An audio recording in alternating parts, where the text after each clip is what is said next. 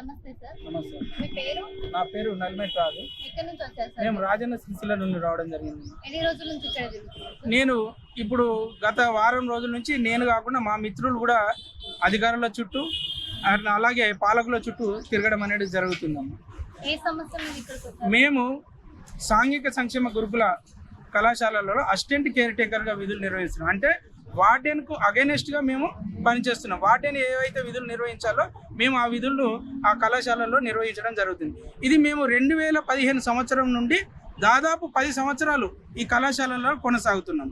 అర్ధాంతరంగా ఈ 15 days back మమ్మల్ని విధుల నుంచి ఆగిపోమని ఒక సర్క్యులర్ అయితే ఇవ్వడం జరిగింది. అది ఎందుకు ఇచ్చారు, మరి మళ్ళీ తీసుకుంటారా లేదా అనేది భయం భ్రాంతులకు గురి చేస్తారు. గతంలో కూడా ఇలాంటివి సాంఘిక సంక్షేమ కళాశాలలో జరిగింది. ఎందుకంటే ఒక 6,000 మందిని ఒకటేసారి ఒకరోజు మొత్తం రిమూవ్ చేయడం జరిగింది, తిరిగి మళ్ళీ తీసుకోవడం జరిగింది. అలాంటి చర్యలు ఎందుకు చేస్తున్నారు? మరి అధికారులు మమ్మల్ని బతకాలా చావాలనే పరిస్థితి ఉన్నది. మరి మిమ్మల్ని తీసుకునేటప్పుడు ఏమైనా ఎగ్జామ్ పెట్టారా? పెట్టారండి. మమ్మల్ని క్వాలిఫికేషన్ అడిగారు, ఎగ్జామ్ పెట్టారు. దాని ద్వారానే మమ్మల్ని రిక్రూట్ చేసుకోవడం జరిగింది. డైలీ మీరు ఎన్ని అవర్స్ వర్క్ చేశారు? దాదాపు 9 గంటలు. ఏంటంటే మేము మార్నింగ్ 4కి ఏదైనా స్పెషల్ టిఫిన్ ఉన్నట్టయితే చపాతి కానీ పూరి కానీ మార్నింగ్ 4 గంటల నుండి ఎర్లీ మార్నింగ్ 4 గంటల నుండి నైట్ 9 వరకు అక్కడే ఉండాల్సిన పరిస్థితి. పిల్లలకు సరైన భోజనం ఇవ్వడంలో, సరైన సమయానికి అందివ్వడంలో ప్రతిదీ మానిటరింగ్ మేమే చేయాలి. మళ్ళీ ఆన్లైన్ చేయడం, అలాగే స్వీపింగ్ అండ్ శానిటేషన్ ప్రతి బాధ్యత మేమే చూసుకోవడం జరుగుతుంది. కానీ ఈరోజు మమ్మల్ని వెళ్ళగొట్టడం ద్వారా ఆ పిల్లలకి మరి వీళ్ళు ఎలాంటి జవాబు చెప్తారు?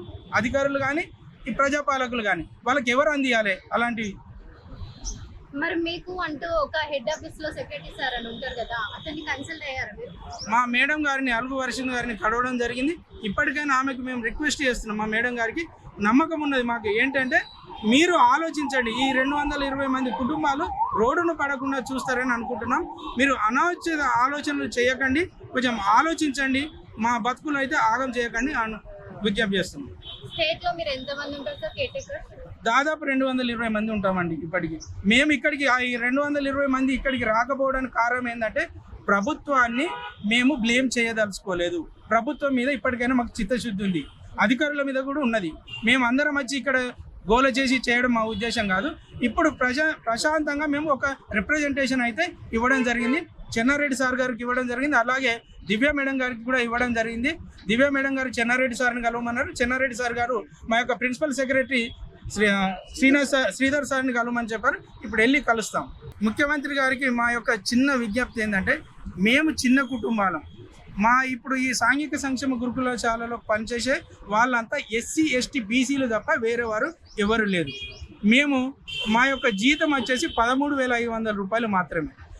అగైనెస్ట్ వార్డెన్ చేస్తున్నాం, కానీ ఆ యొక్క ఉద్యోగానికి తగ్గట్టు మా యొక్క శాలరీస్ అయితే లేవు. కానీ ఉన్న పలంగా మమ్మల్ని తీసేయడం జరిగితే మాత్రం మా పొట్ట మీద కొట్టినట్టు అవుతుంది సార్. దయచేసి దీన్ని ఆలోచించండి, మమ్మల్ని తిరిగి విధుల్లోకి తీసుకోవాలని మా యొక్క సెక్రటరీ గారికి మీరు ఒక సర్క్యులర్ ఇస్తారని ఆశాపూర్వకంగా ఇక్కడ నుండి వెళ్ళడం జరుగుతుంది. ఒకవేళ ఇది జరగనట్టయితే తప్పనిసరిగా మహాధర్నా అనేది చేపడతాం. మా పేరెంట్స్ని కలుపుకుంటాం, అలాగే విద్యార్థి సంఘాలను కలుపుకుంటాం, ప్రజాపాలకులను కూడా కలుపుకొని ముందుకు వస్తామని మీకు తెలియజేస్తున్నాం.